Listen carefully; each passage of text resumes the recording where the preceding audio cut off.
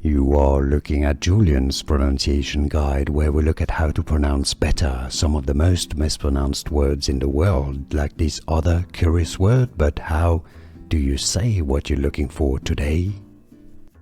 Let's learn how to pronounce this word correctly in English. Repugnant. How to pronounce British English and American English pronunciations are similar. Repugnant.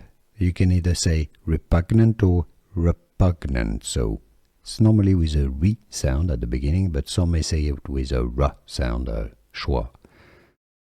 Normally, British English and American English pronunciations. Repugnant. And now you know. Here are more videos on how to pronounce more confusing words and names too many mispronounced. Like this video if you found it useful. I appreciate your support. I'll see you soon and thanks for watching.